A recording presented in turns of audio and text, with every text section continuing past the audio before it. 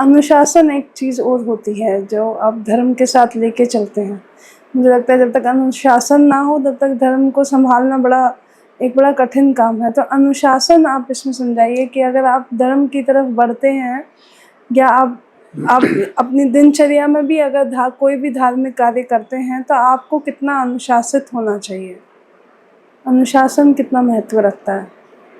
इस संसार में जब हम कोई भी वस्तु प्राप्त करते हैं या कुछ भी डिग्री को प्राप्त करते हैं तो अनुशासित होना बहुत ज़रूरी है। जैसे हम लोग मान लो पीएचडी करते हैं या मेडिकल की पढ़ाई करते हैं, कुछ भी कर रहे हो, तो अगर आप अनुशासित नहीं होंगे तो आप उसको प्राप्त नहीं कर पाओगे। अपने लक्ष्य को, आपका जो लक्ष्य है, आपका जो उद्देश्य है, उसको बिना अनुशासित हुए आप प्राप्त कर ही नहीं सकते हो। उसी प्रकार जहाँ भगवान की बात है, आध्यात्मिकता की बात है, जहाँ कृष्ण को प्राप्त करने की बात है, वहाँ तो अनुशासित होना ही पड़ेगा। बिना अनुशासित हुए कोई भी व्यक्ति आध्यात्मिक मार्ग में आगे नहीं बढ़ सकता है।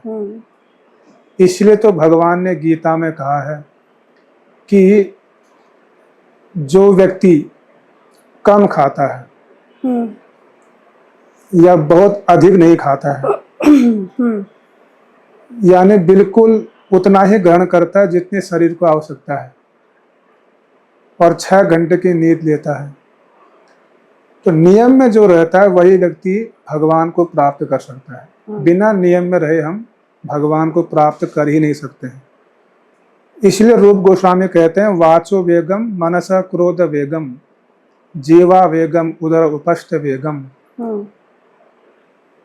जिसने वाणी के वेग को कंट्रोल कर लिया, यानी वाणी के वेग को जिसने अनुशासित कर लिया, जिसने मन को जीत लिया, जिसने इंद्रियों को जीत लिया, ऐसा व्यक्ति संपूर्ण पृथ्वी में गुरु बनने योग्य है, सबको अपना शिष्य बना सकता है, और वही व्यक्ति आध्यात्मिक मार्ग में आगे बढ़ सकता है। अत्याहार प्रयास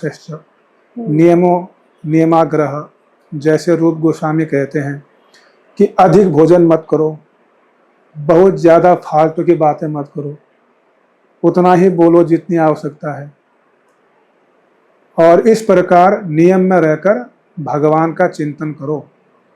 तो अनुशासित होना बहुत आवश्यक है। इस्कॉन में तो प्रभुपाद जी ने बहुत कठोर नियम दिए हैं। हम लोग भारत के अन्य मंदिरों में जाते हैं, वहाँ नियम देखने को नहीं मिलता है। मंदिर बहुत प्राचीन होते हैं और बहुत महिमा है उन मंदिरों की, और वहाँ पूजा भी बड़े नियम से होती है, इसमें कोई भी संशय नहीं है। लेकिन जहाँ समय की बात आती है, नियम की बात आती है, वो देखने को नहीं मिलता है। आप कहीं भी चले जाओ, आरती मान लो 12 बजे होनी है, तो कभी कभी क्या होता है 12:15 हो जाता है, कभी 12:30 शुरू होती है, कभी 12 बजे शुरू होती है। एक टाइम उनका फिक्स नहीं होता है। इस्कॉन का स्टैंडर्ड इतना हाई है, इस्कॉन में प्रभुपाद जी ने ऐसा अनुशासन दिया है कि 4:30 में मंगल आरती होनी है तो होनी है।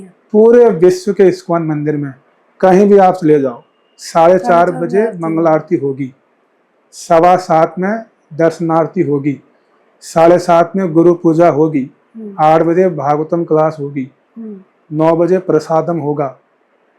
ये पूरा अनुशासन, पूरा डिसिप्लिन, आगे पीछे कभी नहीं हो सकता है।